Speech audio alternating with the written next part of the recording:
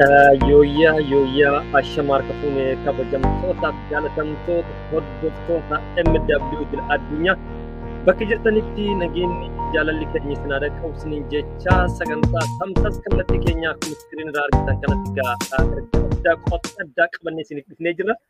Qophiin addaa keenyaa akkuma argitan kanarratti madda olaa'uu miidiyaarraa Baalee Roobee Koongoleeshin jechuudhaan ergaa kan dabarfanne hawaasa keenya godina Baaleetii fi akkasuma deeggartoota godina Baalee fi warroota kallattii adda addaatiin gammachuu ibsachaa jirtan hundi keessanuu galatoomaa isiniin jechuun barbaada.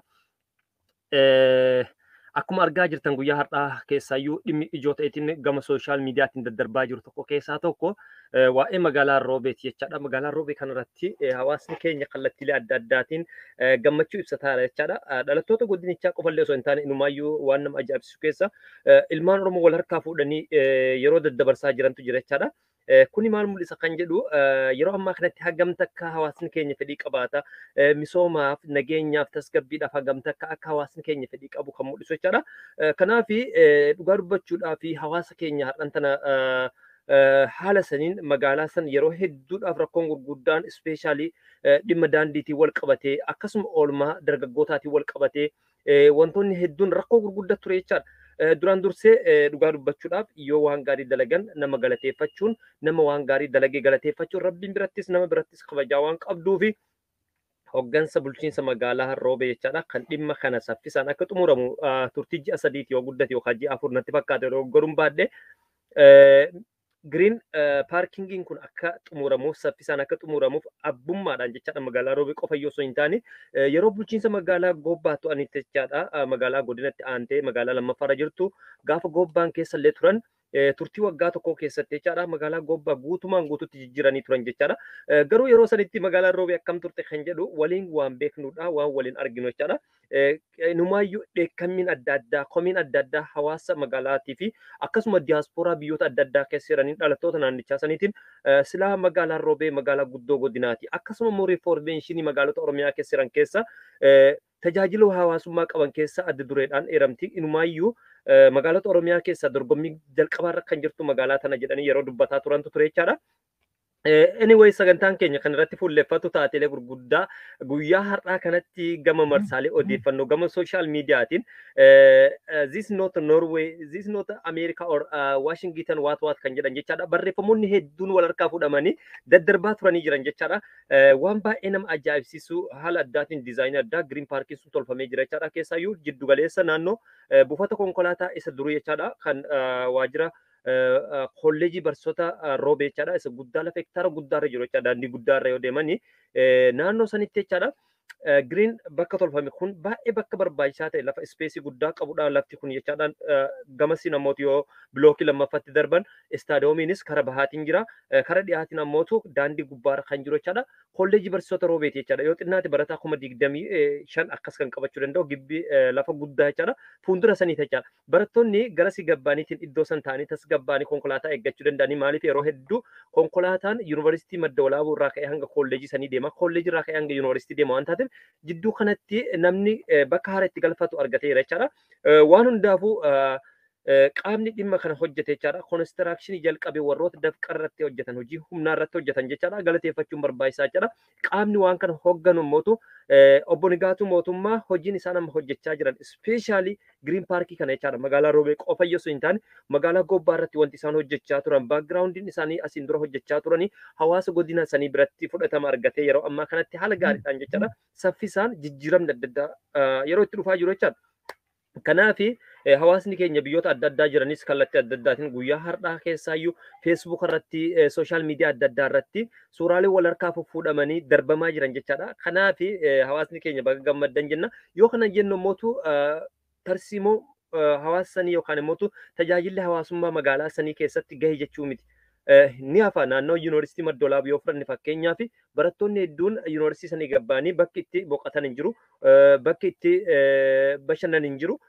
Keessaayyuu yeroo hedduu dargaggootaan biyya keessaa ergaaleen daddarban keessaa tokko waa'ee Green Parkii jechaadha. Green Parkii kana qofa yoo hin taane naannoon itti dargaggeessi kubbaa taphatu jechaadha. Ispeeshaalii dargaggeessi tokko araada adda addaa jalaa baasuudhaaf suusii adda addaa isa jedhamu san jalaa baasuudhaaf dargaggeessa ispoortiin ijaarame baasuudhaaf istaadiyoomii tokkichi gahaa miti. Istaadiyoomiin madda walaabuu sanii yoo dirree shaakallii hin qabaanne taate yoo istaadiyoomiin madda walaabuu piroojeektii adda addaa hin qabaanne taate dargaggeessi magaalaa hangas geettu magaalaa yoo xinnaate gandoota shanii ol qabdu san geettu keessa istaadiyoomii tokkicha irratti walitti dhufanii dorgommii qofa geggeessuun hin danda'amu jecha. Kanaaf dargaggoonni yeroo hedduu komiin isaan dhiyeessaa jiranii Inumaayyuu dirreen kubbaa miilaa armaan dura jiran hedduun isaa abbootii qabeenyaatii fi akkasuma ijaarsa manneen adda addaatiin fudhatamuu isaa mul'isaa jechaadha. Kanumaan warroonni viidiyoo kana argitan sheer gochuudhaan ergaa kana ergaa jiddu galeessa dargaggoota magaalattii fi godinaa godhateetiin ergaa darbaa jiru jechaadha. Ergaan kun amman tana magaalaa Roobeerratti xiyyeeffatu malee magaalonni akka Gindir jiranii, akka Gobbaa jiranii, akka Agaarfaa, akka Alii Dalloo mannaa jechaadha. Magaalota kanneen irratti ammumarraa itti yaadamee guddinni magaalotaa saffisaan dabalaa waan jiruuf naannoo kanneen itti jechaadha. Piroojeektiin dargaggoota ispeeshaalii naannoon atileetiksiitti shaakalan jiraachuu qaba. Yoo xinnaatee jedhee dirreen atileetiksii yoo dhabames kan kubbaa miilaa jiraachuu danda'u qaba jechaadha. Ganda tokko keessa, duwwaa tokko keessa, duwwaa lama keessa, duwwaa sadi, duwwaa afur jedhamee jira. Yoo xiqqaate baafdhiyaa kaabaa fi kibba irratti dirreen shaakallee adda addaa jiraachuu danda'u qaba jechaadha. Yoo san dargaggeessa industirii argachuu dandeenye, yoo san dargaggeessa sammuun isaa tasgabbaa fi dargaggeessa waan hundaanuu aktiivitee argachuu dandeenya jechaadha. Magaalota hedduu yoo ilaalle keessaayyuu naannoo birootti jechaadha. Green area ni jira jechaadha. Naannoo Finfinnee kanneen magaalota akka Sabbataa, Duukaamii fi Galaan naannoolee kanneen irratti dirreeleen adda addaa jira jechaadha. Garuu naannoo godina keenya kana keessatti rakkinni jiru amman tanatti dargaggoonni oolmaa dhabuu isaanii jechaadha. Yaaddoon guddaan dirreen kaleessa isaan qaban suni har'an tana dhiphachuu jechaadha. Kanaaf dhimmi kun itti yaadamuu qaba. Keessaayyuu jijjiirama bara kana keessa dhufe keessaa tokko magaalattii san keessatti waajjirri dargaggoof ispoortii godinichaa yookaan ammoo magaalattii Roobeedha hojii hojjeteen ittiin milkaa'ee ture jechaadha. Pireemiyer liigii seenuudhaaf suupar liigii keessatti waan hin yaadamne tokko uumamee ture jechaadha. Ijoolleen sun ijoollee kaleessa lafa qonnaa keessatti yookaan mootummaa mandara magaalaa gabbaanii dirree adda addaa keessa shaakalaa turantu maqaa san fide jechaadha. Kan akka ashitti yoo fudhanne naannoo Qeeraa jedhamutti dhalate dirreen kubbaa yookaan leenji'aa ture waan beekuuf jechaadha. Lafa qonnaan bulaan keenya bulchi jechaadha. Lafoota akka isaan irra deemaniitiin shaakaluudhaan jecha isa qofaa miti fakkeenyaaf fudhadhe malee irra hedduun dhalataa magaalaa sanii dirree kubbaa miilaan qaban green areaan qaban jechaadha. Istaadiyoomii takkitti qofa jira jechaadha. Mana barumsaa dhaqxee taphachuuf manni barumsaa waardiyyaan sitti cufa seenuu hin danda'an jechaadha. Kanaaf dargaggoonni keenya oolmaa ispoortii gahaa isaan barbaachisa. Oolmaan ispoortii jiraachuun immootu dargaggeessa naamusa qabuun dargaggeessa tasgabbaa magaalattii saniifis ta'e godina saniifis akkasuma Oromiyaafis argamuu danda'a waan taateef dhimmi kunis gadi fageenyaan akka xiyyeeffannoo argatu abdiin qabna jedheetii yaada. Itti aansuudhaan hojii hojjetame keessaayyuu waan nama dinqisiisu waan nama ajaa'ibsiisu dhimma Green Parkii kanaati jechaadha. Green Parkiin kun dhiyeenya kana jalqabame yoo ilaalle jennu dhiyeenya kanallee jalqabamu hojiin isaan hojjetan hojii baay'ee nama gammachiisu jechaadha. Hawaasni keenyas gammadeera jechaadha. Bulchiinsi magaalaa Roobeetti piroojeektii ijaarsa adda addaatti eegalamaa ture. Keessaayyuu daandii ammayyaa lafa deemtota magariisaa qarshii miliyoona 80 oliin hojjetamu jechaadha. Qarshii miliyoona 80 oliin daandiin kun kan hojjetame jechaadha. Yeroo dhiyoo kan jalqabame waggaa ta'u magaalattii bara kana keessatti piroojeektii bu'uuraalee misoomaa garaagaraa 30 ol ta'an jechaadha. 30 ol ta'an kan hojjetaman kan akka fakkeenyaaf buufata konkolaataa Roobee fudhachuu dandeenya. Istaandaardiin isaa guddaa ta'e jechaadha. Keessaayyuu gaafiif deebii obboleessa keenya Injiinar Abdulakiim wajjin gatee irratti yoo yaadattan taate hojiileen gaggaariin akka hojjetamaa jiran manneen gaariin diizaayinii adda addaatiin akka hojjetamaa jiran odeessi akkasii kallattiidhaan odeessinee sagantaa adda addaa irratti qopheesseen ture jechaadha. Haaluma kanaan yoo yaadattan taate inumaayyuu gaafa eebba siidaa jeneraal Waaqoo Guutuu fa'a magaalattii san keessatti qarshii guddaan jechaadha. Qarshii hangana hin jedhamneen itti dhangala'uudhaan tolfame jechaadha. Kun hundinuu wareegamaan dhufe tola hin dhufne jechaadha. Kanaafi bara tokko keessatti waa hedduu magaalaa san keessatti mul'atanii jirani. Kana hoo akkamitti itti fufuu danda'a? Fakkeenyaaf daandiin tolfamee jira. Buufanni konkolaataa magaalattii sana istaandaardii kan eeggate kaameraa waan adda addaa kan qabudha. Viidiyoo isaa fi akkasuma suuraaleen isaa marsaalee odeeffannoo irratti kan darbaa ture kan wajjin argaa turre jechaadha. Kanaaf wanti kun misoomni kun saffisaan akka deemuu fi hoggansi akkanaa kun jijjiiramuu qabu jechaadha. Hawaasni komii dhiyeeffachuu qaba jechaadha. Yoo hoggansi akkanaa yeroo hedduu magaalota adda addaa keessaa gara magaalaa federaalaatti ol fudhatama jechaadha. Namoonni lafaaf hojjetan, namoonni sabaaf hojjetan yeroo hedduu garraa sanitti ol darbaman jechaadha. Hawaasni nama ofii tikfachuu danda'u qaba jechaadha. Kan barbaadamu nama jijjiirama fidu nama hawaasisa dhaabbilee tajaajila hawaasummaa kan akka hospitaalaa kan akka buufata konkolaataa kan akka daandii oolmaa dargaggootaa irratti xiyyeeffatee hojjetu qeesaa jabeeffachuu keessatti hawaasni namoota akkasiisan kunuunfachuun dirqama jechaadha.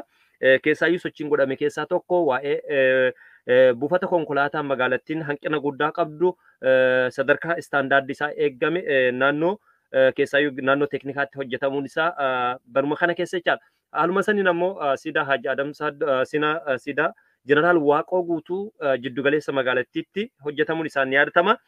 San malee kaa'adhaan tan ammootu magaalattii ka baay'ee miidhagsee namni hedduu wal harkaa fuudhanii daddarbaa jiran jechaadha. Suuraa magaalattii saniiti jechaadha. Keessaayyuu Green Park jechaadha. Waan hedduu nama gammachiisudha. Waan hedduu nama gammachiisu. Maal ta'uu qaba amma inni eebbifamee yeroo geeffametti jechaadha. Dargaggeessi magaalattii diyaaspooraan daandilee keessaa hojjechuu irratti wal bira dhaabbachuu irratti murteessaa jechaadha. Keessaayyuu waan kana kunuunfachuun dargaggeessa magaalattii sanii qofa osoo hin taane nama kamiyyuu jechaadha. Namni namummaadhaan jiru jechaadha. Bakka sanitti yeroo fayyadame wantoota itti fayyadaman fuudhanii bakka silaa barbaachisu kaa'u kunuunsa barbaachisu gochuu jechaadha. Sakkuuritii ofii ta'uu jechaadha. Qabeenya ofii irratti sakkuuritii ofii ta'uu jechaadha. Kanaaf haala saniin hawaasni qabeenya isaa akka tikfatu abdiin qabna. Warroonni namoota kallattii adda addaatiin inumaayyuu ergaalee kanneen wal jalaa fuudhanii daddabarsanis jiranii waan nama ajaa'ibsiisu guyyaa har'aa kanatti suuraaleen kallattii adda addaatiin darbaa jiran jechaadha. Dhimma kanaan wal qabatee namoonni adda addaas fakkeenyaaf Bar'ifaa Abaadir bulchiinsa magaalaa Roobee Obbo Nigaatu galata guddaa nurraa qabdan jechuudhaan ennaa ibsatu. Haaluma kanaanis namoonni biroos keessaayyuu kan akka Aayishaa Abdul Jaliil fa'aa jechaadha. Roobee Baalee reef bulchiinsa argatte kunoo kan jedhu yaada dabarfatanii jiranii. Akkasumas Roobee Walashiyoo Arbi keessa bahee sumaaf na jibbanii way bineensa ta'e kan jedhus keessaayyuu akka walalootti namoonni barreeffatan jira. Baaliyyoo biyya Waaqoo guutuu biyya dacheen waa hunda badhaate kan jedhu ergaalee adda addaa wal harkaa fuudhanii suuraa kanaan wal qabsiisanii dabarsaa jiran jecha. Odeessi keenya kan daawwachaa jirtan suuraalee guyyaa har'aa namoonni kumaatama hedduu walirraa fuudhanii dabarsaa jiranii waa'ee magaalaa Roobee irratti fuulleffatee jechaadha. Ibsaa Oromiyaas akkas jedhe jaannata lafa kanarraa jedha. Jaannata lafarraa taate Baalee Roobee jechuudhaan ergaa waggaa dabarsatu ibsaanii itti aansuudhaan Ikruu Oromoos lalisi baaliyyoo biyya kiyyaa jechuudhaan biyyuma baqaa keessaa hawwii biyya isaaniitiif qaban ibsachaa jiran jechuudha. Itti aansuudhaan immootu itti aansuudhaanis namoonni adda addaa kallattii adda addaatiin ergaa isaanii dabarfataa jiran jechaadha. Yeroo ammaa kanatti illee bokkaan roobeetiin akka malee rakkisaa ta'uu isaa namoonni adda addaa dubbataa jiran jechaadha. Kunis furmaata argachuu qaba. Keessaayyuu dhimmi lolaan dhiyeenya kana bokkaan akka malee roobuudhaan lolaan humnaa ol ta'uun kunis furmaata argachuu qaba. Kana immoo Obbo Nigaatuun bulchiinsi magaalaa Roobeedha akka furmaata nuu kaa'u abdiin qabna kan jedhanis dargaggoonni hedduun kallattii adda addaatiin ibsaa jirani. Kanaaf hundi kennayyuu bakka jirtanii jabaadhaa kan jedhullee ergaa dabarsanii jiranii. Baalee koo karaan Baalee dhugaa dubbachuuf Facebook irratti waan ajaa'ibaatu darbaa jira. Baalee Mountain akkas jedhe Baalee koo karaan Baalee jechuudhaan suuraa isaa gadhiisee jira jechaadha. Waan nama ajaa'ibsiisu dhugaa dubbachuuf visit Roobee jechuudhaan invest in Roobee jechuudhaan namoonni barreessanis jiru. Visit Roobee invest Roobee jechuudhaan namoonni hedduun barreessanii jiranii jechoota baay'ee namatti tolanidha. Dhugaa dubbachuu fi jechoota akkasii kana waggaa argan baay'ee namatti tola. Dhalattoonni godinichaa qe'ee keessanitti deebi'uun akkasuma Ustaaz Sa'ad Aliyyi Muhammad Baalee maal jedhanii Roobee Baalee kana fakkaatti baay'een gammade jechuudhaan ustaazni keenya ergaa dabarsanii jiranii armaan dura biyya Suudi Arabiyaa turanii har'an tana mootu hojii dooneeshinii hojii tola ooltummaa adda addaa keessatti kan hirmaatanii seenaa gaarii qaban jecha Ustaaz Sa'ad Aliyyi Roobee Baalee kana fakkaatti baga gammaddan jechuudhaan ergaa dabarfatee jira. Haa ulfaatanii keessaayyuu Roobee Ababuu Sheekaas akka jedhe Roobee Walashiyoo Arbi keessa bahee sumaaf nu jibbanii way bineensa ta'e utubaa sibiilaa jala hin dhaabbatanii sumaaf akka diinaa natti dhaadatanii jechuudhaan barreeffatee jira. Namoonni hedduun haala adda addaatiin gammachuu isaanii ibsachaa jiru. Hayaati intala Baalees akkas jette waan nama ajaa'ibsiisu. Baalee jedhu irra deddeebi'anii jaalalli biyya koo nama hedduu booji'e uumaan waa hedduu maaltu Baaleen gahee dhugaa dubbachuu fi baga Baaleen ta'e jechuudhaanis haala kanaan hayaati intalli Baalees dubbattee jirti waan nama ajaa'ibsiisu namni gammachuu isaa kallattii adda addaatiin ibsataa jira. Hedduu waan nama ajaa'ibsiisu akkasuma jechaadha. Muheemaan namni hin beekne jiru biyya Kuwait natti fakkaate yeroo oggoruun baadhe galgala roobee kana fakkaate jechuudhaan viidiyoo ishee gadhiisee jira. Hedduu ulfaadhuu qilleensa irra si oolchine irraa gama foddaa maddoolaa buutiin. Haaluma kanaanis immootu namoonni adda addaas kallattii adda addaatiin tulluu ambalaat yookaan mana uffata aadaa hodhuudhaan beekaman jechaadha. Isaanis akkas jechuudhaan dubbatanii ummanni keenya osoo taane hoggana waan gaarii isa hojjete akka jaallatu kan biyya keessaa fi biyya alaa jirus har'a argee kabajamoo kantiibaa magaalaa Roobee Baalee obbo Nigaatuu mootummaa galatooma umrii dheeradha. Hawaasni keenya biyya alaatii fi biyya keessaas hedduu isin deeggaranii jiranii hojii keessanii fi waan isin hojjetantu sirriidha kan jedhu ergaa dabarsanii jiranii. Nutis hoggansi akkanaa gololee Oromiyaa hunda keessayyuu haa mul'atu jennaan wanti isaan hojjetan kun fakkeenya gaarii akka ta'u abdiin qabna. Dhugaa dubbachuuf hojiin isaan har'a hojjetanii keessaayyuu buufata konkolaataa magaalaa Roobee akkasuma siidaa Hajii Adam Saaddoo akkasuma mootuu Giriin Paarkii kana akkasuma mootuu keessaayyuu warroota magaalattii san qulqulleessan jechaadha qulqullinni adda addaa kennan akkasuma dargaggoota adda addaati beekamtii kennu sheedingi adda addaa tolchuudhaan yeroo gabaabduu keessatti magaalaa san jijjiiruudhaan obbo Nigaatuun dorgomaa tokko illee qabu seenaa godina Baalee keessatti hoggansi akkana yeroo jalqabaa akka argame namoonni hedduun ragaa ba'an jiran jechaadha. Kanaan ragaa ba'aa jiran jechaadha dhugaa dubbachuudhaa fi Muzayyan Abdulaziz gama peejii isaatiin akkas jechuun ibsate dhalatama godina Baalee magaalaa Roobeeti. Maal wanni akkana bareeddu baaliyyoo biyya kiyya jechuudhaan biyya Suudi Arabiyaa irraa ergaa naa dabarfatu. Haaluma kanaanis Saalii Beestmaan akkas jechuun dabarfate roobiyyoo biyya kiyyaa jedhe suuraa magaalaa gadhiise jechaadha. Namoonni hedduun dhugaa dubbachuuf haala adda addaatiin gadhiisaaran keessaayyuu Abdurrahim Ahmad akkana jedhe magaalaan kun Turki Istaanbul isinitti fakkaatinii magaalama Roobeettu akkana jira jechuudhaan ergaa isaa innaa dabarfatu. Namoonni biroos kallattii adda addaatiin ergaa dabarfatanii jiran keessaayyuu waa'ee ijaarama magaalaa Roobee kanaa wal qabatee jechaadha. Humnaas Baalee maal jedha Roobee waleeshiyyoo arbi keessa bahee simaaf na jibbanii wabbinees ta'e biyya humneessaa Baalee biyya gootowwanii si arguuf jarjaree baay'een dharra'e biyya gammachiis sultaan biyya dammaaf aannanii abbaan dhabdee malee ati duruu qananii biyya bakar roobee biyya bakar roobee roobaa torbanii si eebbisaa jiran Sayyid Roobaa Garbii biyya awwal abdii si makiyyaan hawwanii dheebodheen si dharra'e yoomuma wal argaanii ati jaannatuma yaa biyya too gaarii hunda caalta sin kennan uumatti Baalee Roobee my beautiful hometown jechuudhaan ergaa isaa innaa dabarfatu. Humnaas Baalee nutis hedduun galatoom jennaani namoonni adda addaa dhugaa dubbachuudhaa fi kallattii adda addaatiin ergaalee isaanii daddabarsaa jiran jechaadha. Akkasumas jechaadha namoonni biroos kan akka Ahmad Xahaafaa jechaadha. Nigaatuu mootummaa mission is completed. Thank you to Nigaacho mootummaa team next almighty is God jechuudhaan ergaa kan dabarfate Ahmad Xahaa keessaayyuu thank you Nigaatuu mootummaa jechuudhaan dabarfate. Roobeen ni jijjiirra. Jettee kutannoodhaan itti seente waggaa tokko keessatti Niiworkiin fakkeessite nutti garsiifte jirta. Nigee goota misoomaa magaalotaa fi abbaan kalaqaan beekamu nuuf jiraadha umrii dheeradhaa isiniif hawwaa jechuudhaan Ahmad Xahaa yoggaa barreessu bara 2015tti waan haaraa isinirraa eegna itti fufaa gootawwan dachee Baalee biqilchite jechuudhaanis ammas irra deebi'ee yaada isaanii dabarfatanii jira. Yeroo fi iddoo kamittuu du'aa'iin ummata lapheen qulqulluu fi faana jirra. Hundaa ol rabbiin abbaa dhugaa si wajjin haa jiraatu. Kana caalaa Roobee irratti waan raajii akka nu hojjettan abdii qabna. Guutuutti isin abdanna kan jedhu ergaa dabarfatanii jiranii. Magaalaan Roobee of durattis abdii guddaa isinirraa qabna kan jedhu namoonni hedduun ergaa dabarfatanii jiran jechaadha. Keessaayyuu waa'ee dhimma dargaggootaatiin wal qabate giriin eeriyaan akka barbaachisu. Maaliif magaalaan kun saffisaan guddachaa jirti. Yuunivarsiitiin keessa jira, kolleejiin keessa jira, dhaabbileen miti mootummaa keessa jira. Kanaan wal qabachuudhaan magaalaan tuni saffisaan guddachaa waan jirtuuf oolmaan dargaggootaa dirqama murteessaa jechaadha.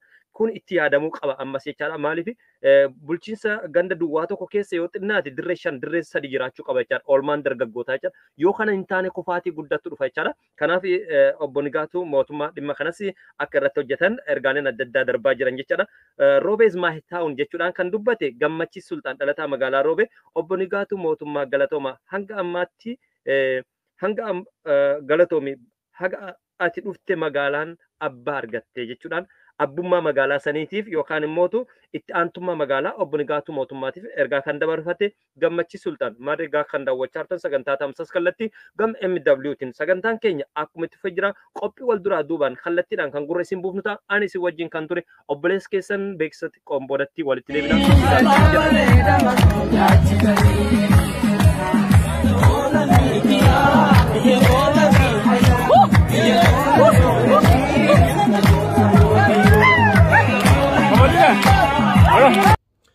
Yuyyaa Ashamaarka fuudhee kabajamtootaaf jaalatamtoota hordoftoota madda walaabuu YouTube chaanaalidhaa bakka jirtanitti nageenyi jaalalli keenya isin haa dhaqqabu isiniin jecha sagantaa tamsa kallattii keenya wal duraa duubaan gurra isin buusaa turre jirra.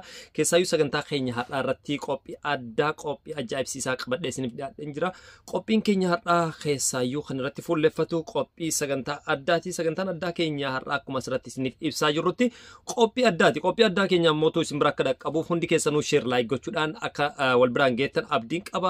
Sagantaa kiyya irratti kan fuulleffadhu keessaayyuu yeroo ammaa kanatti akkuma viidiyoo as duubaa yookaan immoo suuraan duuba argitan kana waa'ee paarkii giriinii magaalaa Roobeetti ijaaramee wal qabatee marsaalee odeeffannoo adda addaa irratti suuraaleen adda addaa darbaa jiran jechaadha.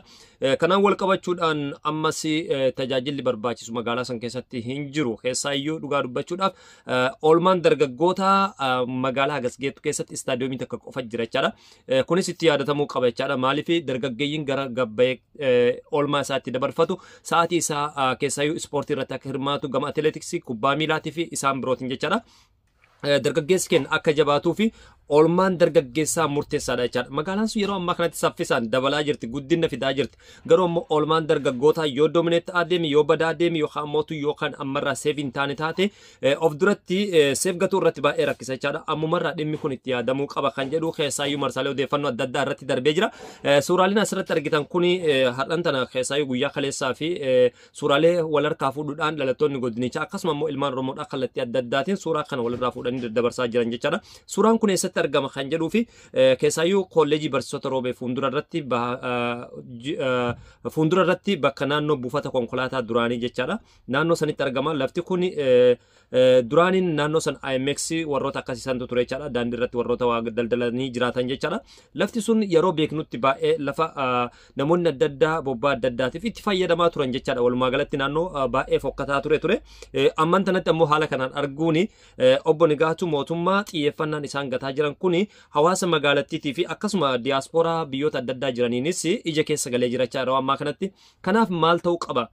Wanti kun gahaa miti. Keessaayyuu yeroo ammaa kanatti akkuma argitan bokkaan lolaan jechaadha. Magaalattii keessatti kallattii adda addaatiin miidhaa hawaasa irra geggeessaa jira. Bahanii galuunis baay'ee rakkisaa jira kan jedhu komiin hawaasa marsaalee odeeffannoo kanarratti darbaa jira jechaadha. Kanas immoo obbo Nigaatuun akka sirreessoo hawaasni magaalattii abdii irraa qabna jechuudhaan kallattii adda addaatiin dubbachaa jira jechaadha. Akkuma suuraa irraa argitan kanatti misoomni amma jalqabame kun yookaan mootu magaalattii san keessatti mul'achaa jiru seenaa godina sanii keessatti namoonni hedduun magaalaa sanillee bulchanii jiranii ittis fayyadamanii hawaasa haga tokko fayyaduuf yaalii gatanii jiran jechaadha. Yeroo ammootu yeroo jalqaba haala kanaan giriin paarkingii magaalattii seenaa qabdu hundeeffamtee waggoota hedduu kan turte jechaadha. Magaalaan tun hedduun magaalota Oromiyaa keessaa ishee duubaan dhufanii sadarkaa gaariirra kan ga'an jiran jechaadha. Poppileeshinii magaalattii saniitiin yoo ilaalan yookaan ammootu galii magaalattii sanirraa galu yoo wal bukkee qaban ilaalanii magaalaan sun hanga har'aatti miidhamni gurguddaan irra jiraachuu gama diinagdeetiin keessa dhaabbilee tajaajila hawaasummaatiin kanneen akka daandiitii fi oolmaa dargaggootaatiin sinimaan adda addaa hin jiru magaalaa san keessa jechaadha. Har'an tanatti ammootu haala kanaan giriin paarkiin kun mul'achuun hawaasa magaalattii haamlee toree jira. Diiyaaspooraa biyyoota adda addaa jiran gara biyyaatti akka fuula deeffatan gatee jira jechaadha. Kanaaf immootu warroonni keessaayyuu konistirakshinii kanarratti hirmaatanii miidhagina kana fidan isa dafqaan bularraa jalqabe isa diizaayinarraa jalqabe ispeeshaalii warroota diizaayinarra gatanii waan kana bocanii baasaniif namoonni hedduun kallattii adda addaatiin gammachuu isaanii ibsachaa jiran jechaadha. Of duubatti ilaalaa jirtan suuraan isaa yoo isinitti mul'ate baay'ee waan nama gammachiisu baay'ee waan namatti toludha.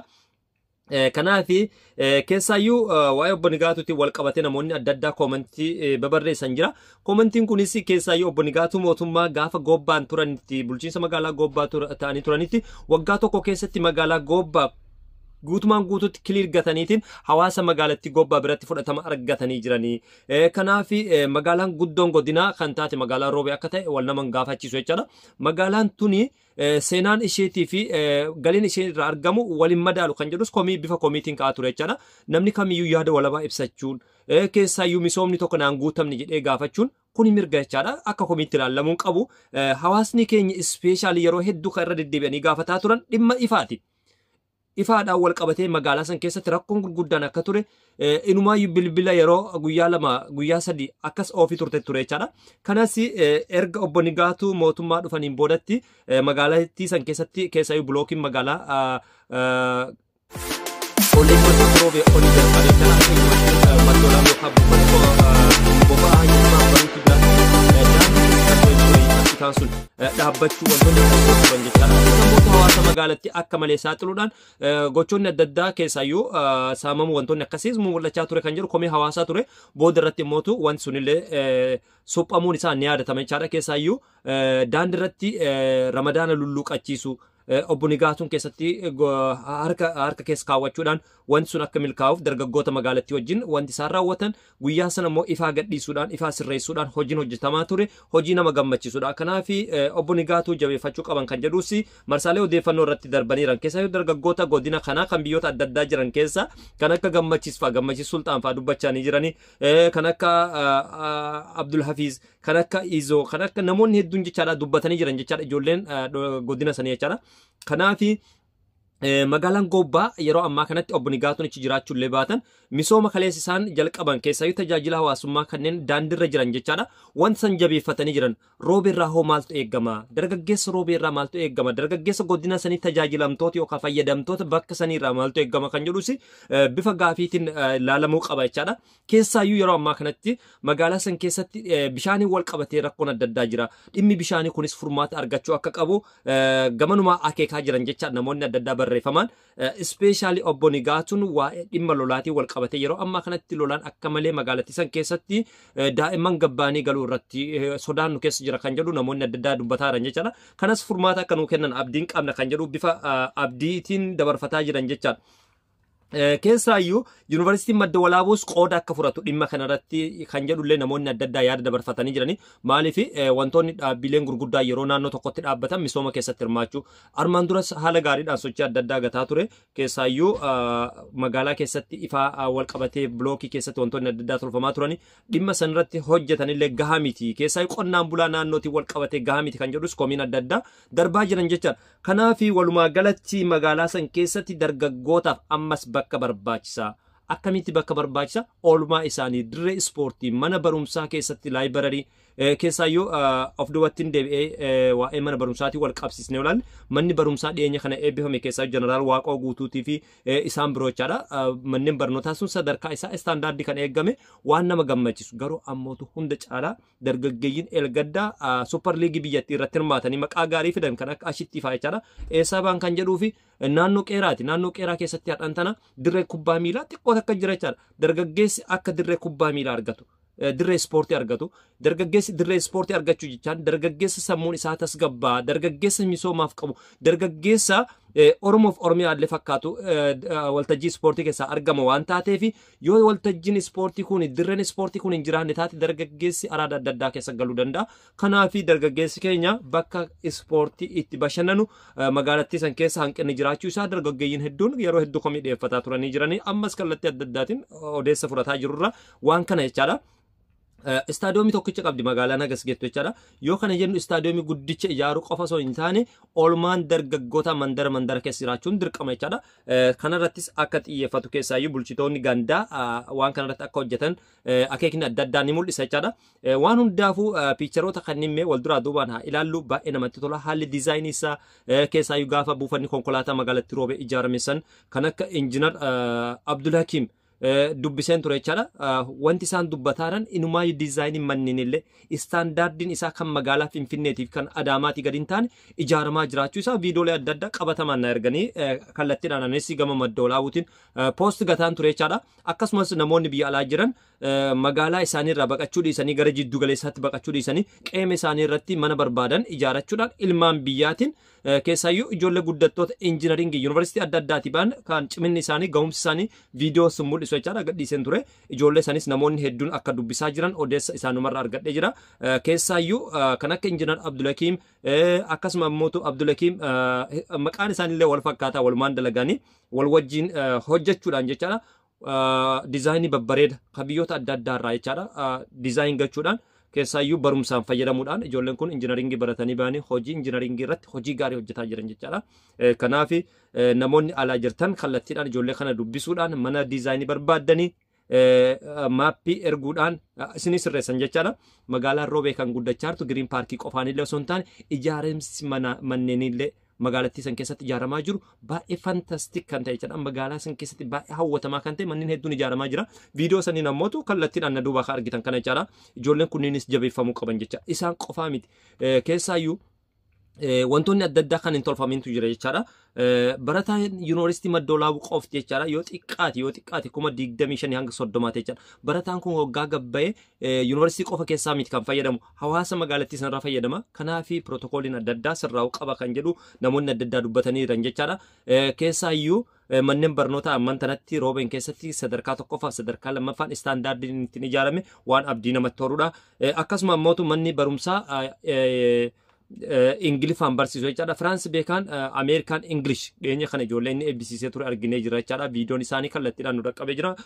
Keessaayyuu manni barumsaa Firaansi beekaan Ameerikaan Ingilish ijoollee ciccimoo horatee jira jechaadha. Wantoonni akkasii sun jabaachuu qaban jechaadha. Kanaafi namoota fedhii akkasii qaban jechaadha. Namoota kallattii adda addaatiin magaalaa san keessa misooma adda addaatiin hirmaachuu barbaadan bulchiinsi magaalaas ta'ee koomunitiin magaalattii sanii itti yaadeetiin hirmaachisuu danda'u qaba jechaadha. Abbootiin qabeenyaa akkasii yeroo lafa gaafatan yeroo gabaabdutti yoo kan xumuran taate wanti akkasiillee hojjetame magaalattii sun akka magaalaa fakkeenya taatu gootu misoomaan hirmaatu taatu irratti qooda ba'uu qaban jechaadha. Dhantanatti suuraan kun kallattii adda addaatiin darbaa jira. Namoonni adda addaas gammachuu isaanii ibsachaa jirani. Akkasumas baasni tajaajila warra dadhabdoota akka of duratti seenu abdiin qabna.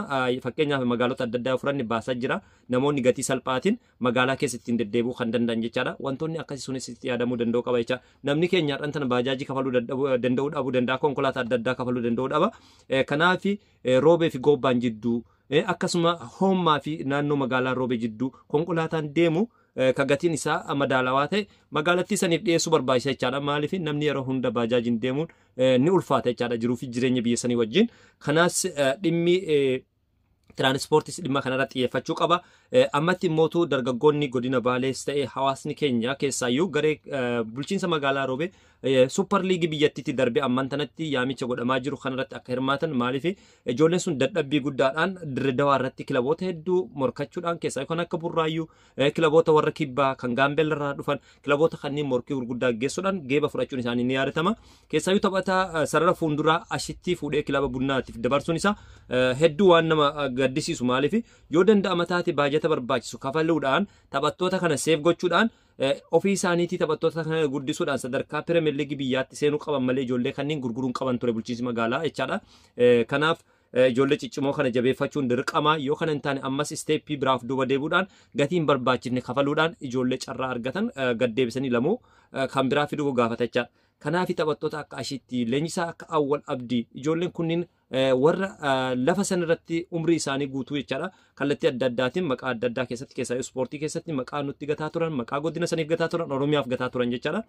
Ijoollee akkasiisan jabeessuun baajetaan bulchiinsi magaalaas ta'e hawaasni godina Baalee jabeeffachuun ispoortii guddattoota dhufaniif haamilee waan ta'uuf ijoollee guddisanii kilaba biraatiif dabarsuun suni xiqqoo isii akka koomitii keessaa deeggartoota kubbaa miilaa bulchiinsa magaalaa Roobeetiin koomiin biyyoota adda addaa keessaa ka'aa ture jechaadha. Maaliif ijoollee kana guddifatee kallattiidhaan Pirimeer Liigii seenuu qaba.